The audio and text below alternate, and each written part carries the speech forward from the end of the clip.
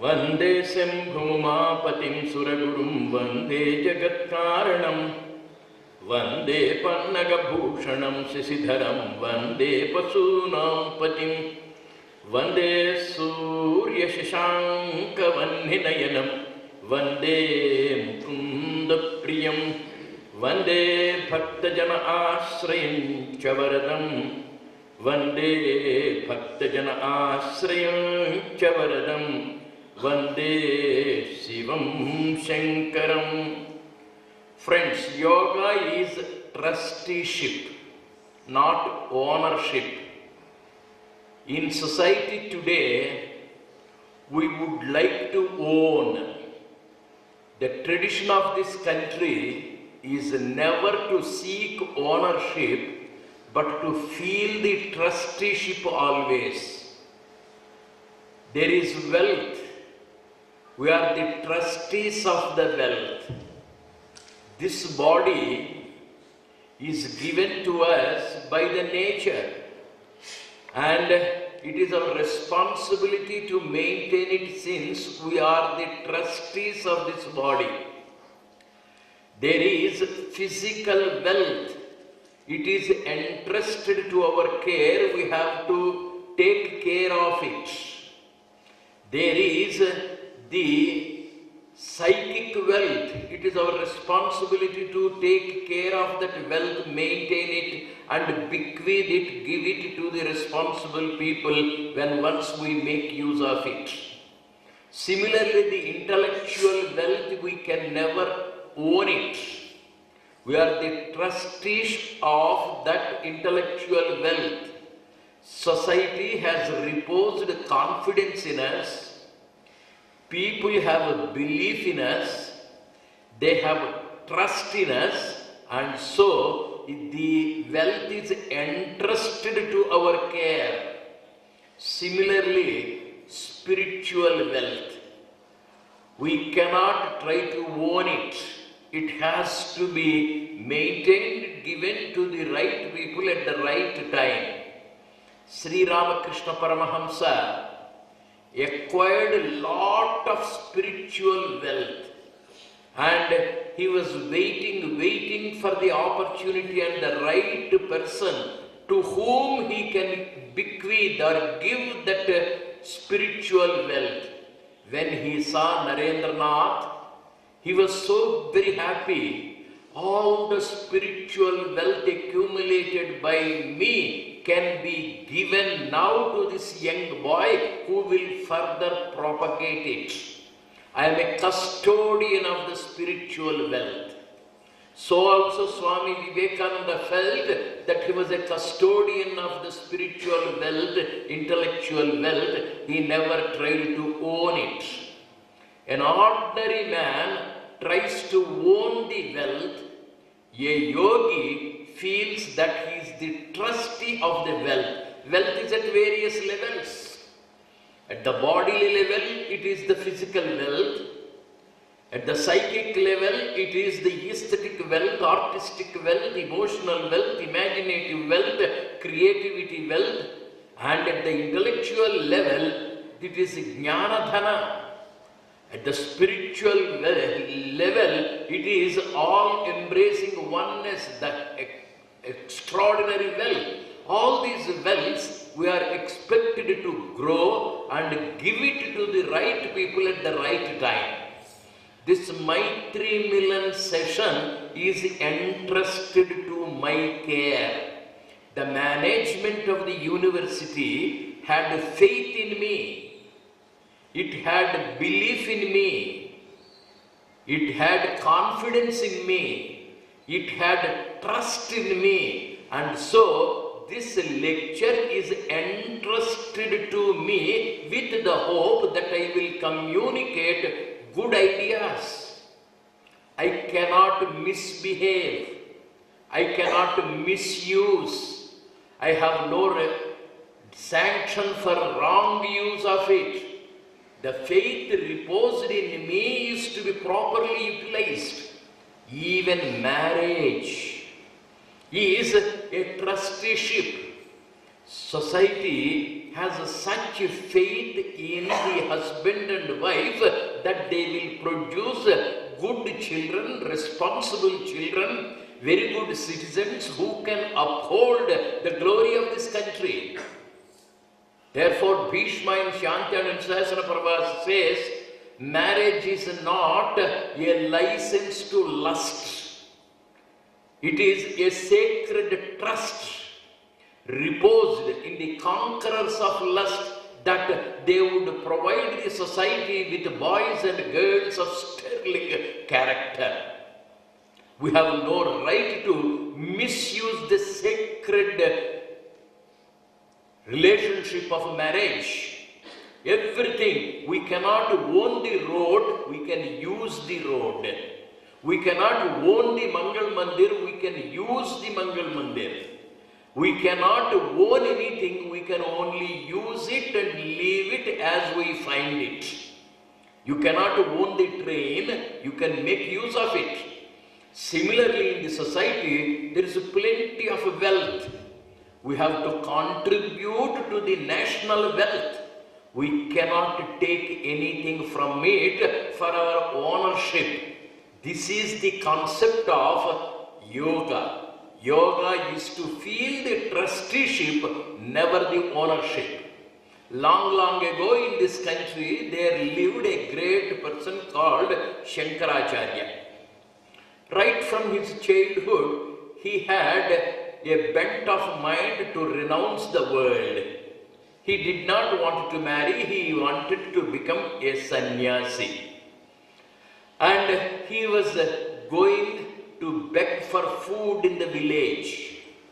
With his small stature, physical stature, as a bhikshu, as a vatu, as a beggar, sacred beggar like Adi Shiva, Lord Shiva, he went into the village. He stood in front of a house. Bhavati Bhikshandehi, he said. The lady inside the house searched for food and she could not find any.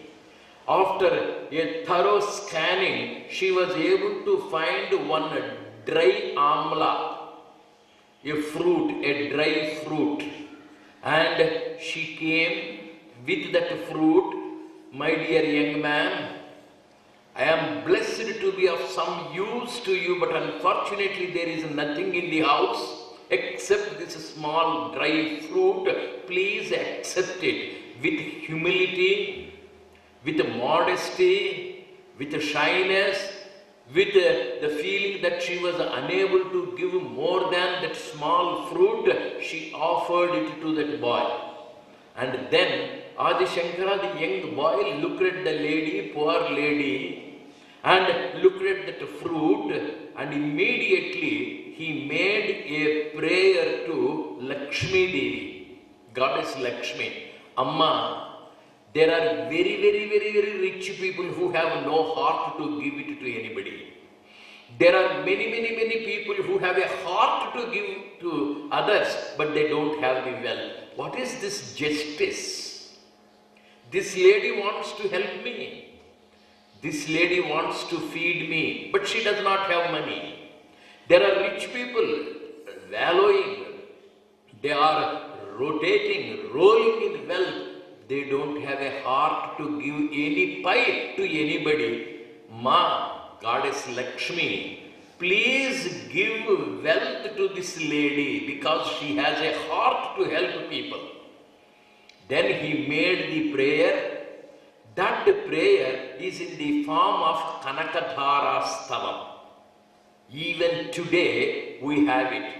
Dhanika Dwara Dukha Dudrim. No person should have that pathetic plight to stand in front of a rich man and beg for food. Let people be benefited. Let people be provided. Let generous hearts be blessed with wealth. He prayed, and the story goes, from heavens above, gold coins showered. The floor was full of gold coins. He collected them all, gathered them, and he offered those gold coins to that lady. Amma, you have decided to give me that fruit, gods are pleased, I am pleased, please take these coins. Now, that Kanakadharastavam is available in Sanskrit script on all the TV channels. Friday morning, it is being telecast. In many South Indian families, the ladies early morning wake up, take bath, take that book Kanakadharastavam and recite it. I have not seen in any house not a single coin coming from above. When Adi Shankara recited it, hundreds and thousands of gold coins showered. When these ladies sing that Kanakadharastavam, it's available now. Not a single coin is coming. But when Adi Shankara did it, it came. What is the reason? There was one Alvar. Alvar is a Vaishnavite devotee in Tamil Nadu. And that gentleman did not want to lead a rich life. He gave up prosperity. He gave up his bungalow. He, with his wife, went to a small hermitage in ashram. And he would always sing the glory of Sriman Narayan. His wife was a very humble lady. Every day only to one house he would go with Bhiksha Patra. And somebody would give him some vegetables, some rice, and he would bring it back. His wife would prepare a little food. He would eat, she would eat. That was the end of the day. One day one rich man thought, this gentleman is coming, he is begging. I don't want this man to be begging every day. Why can't he be given wealth? He requested that man, please accept the wealth. I don't want, he said. Then that rich man thought, somehow I must make him rich. He went to the goldsmith with 5 kilo gold. He got that 5 kilo gold transformed into rice grains, golden grains. When that gentleman came for Bhiksha, these golden grains were dropped into the vessel. That gentleman was singing Sriman Narayan, Sriman Narayan, went home and gave those 5 kilos of gold grains to his wife. She, as usual, washed, thinking them to be wheat or rice, and she placed it on the stove, and they were boiling. It was not becoming rice, and she told the husband, my dear husband, today you brought peculiar rice, it's not getting cooked. The husband said, throw it out. That day they did not have food. All the 5 kilo gold rice particles were thrown away, and that was his detachment from money. To this gentleman, one day a brahmachari came. Sir, I completed my education in a Gurukul. My master asked me to propagate the knowledge which I got in the Gurukul. I require money to start a school or a Gurukul or a college or a university. I don't have money, sir. I will be very happy if you can give me some money. Immediately that Alvar sang beautifully Lakshmi Kataksha Stuti, as Adi Shankara did Kanakadharastavam, and money fell, gold coins. He collected that and gave it to that brahmachari. He started a school or a college or a university. Today, that Lakshmi Kataksha Stuti is available in Tamil Nadu. It's in Sanskrit. And many pious ladies are waking up in the morning at 5 o'clock and they take bath, they recite that, not a single gold coin is coming to them. Vidyaranya Swami is a great man in Karnataka. He wanted to perform a yajna like Putra Kameshti, Swarna Kameshti or Lakshmi Kameshti or Dhana Kameshti. When he performed that yaga, goddess Lakshmi came. My dear Vidyaranya, I don't want to give you the wealth. This janma you cannot have a wealth. Then Vidyaranya Swami gave up the worldly life, put on the saffron robes, became a sannyasi, performed the same yajna. Lakshmi came I told you that I will not give you wealth, why did you perform the yajna? Then Vidyaranya said, you said you don't give me in this janma, that janma is different, this janma is different. Now I am a man of saffron robes, a sannyas, you are bound to give, and she gave. Even if we are to perform that, we won't get a money. I gave you 3 examples. Adi Shankara's Kanakadharastavam does not get me wealth. Lakshmi Kataksha Stuti, if I sing, I won't get the wealth. If I perform that Lakshmi Ishtakamya, Prarthana, I won't get it. Why? Adi Shankara did not pray for himself, he prayed for others. Alvar did not want money for his pleasure. He wanted that money to be given to a young boy for starting a school, trusteeship. And Vidyaranya wanted money not for his pleasures, to establish Hindu Samrajya. Hariharayal and Buktarayal came, and Hindu empire was established, a trustee. As long as we make prayers for our pleasure, they may not materialize. Swami Vivekananda did not have a pie in his pocket. He was able to establish a huge Ramakrishna empire, trusteeship, not for his pleasure. You find Mahatma Gandhi getting plenty of money for the freedom movement, not for his pleasure. When there is a trusteeship, money comes. When I ask people, I am building a house, sir, please give me 1,000 rupees, nobody will give me. I am starting a school, I am establishing a university, I am holding a chowdhury, money will come. When we are trustees, money comes. The same is the case with Prashanti Kutir. It is a trusteeship. It is doing yeoman service. People from all over the world come here. They are pleased with the good activity taking place here. Money is being poured, donations are being offered.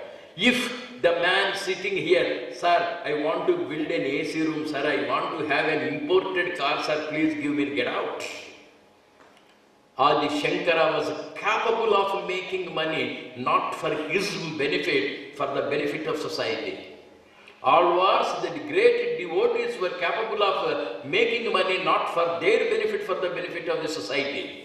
Whatever wealth is there, if I try to own it, I will lose it, I cannot sustain it, I cannot contain it.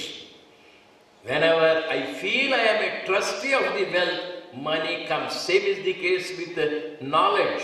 Let this knowledge be used for the benefit of the society. More and more knowledge will come to us. When I want to encash it for my pleasures, it does not come, it gets frozen. Yoga is a trusteeship.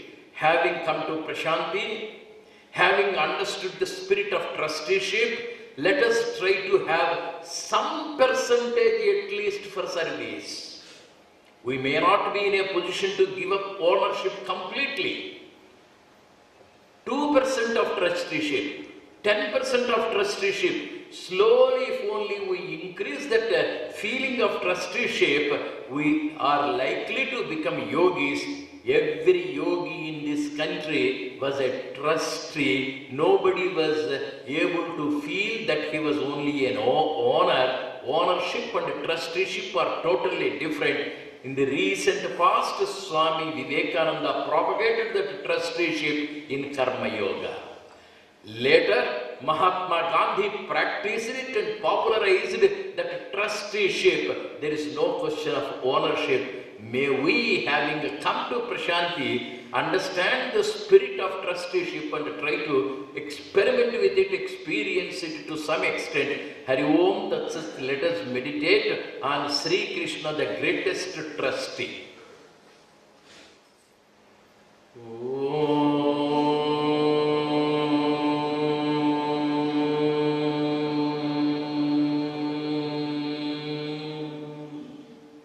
Asato ma satgamaya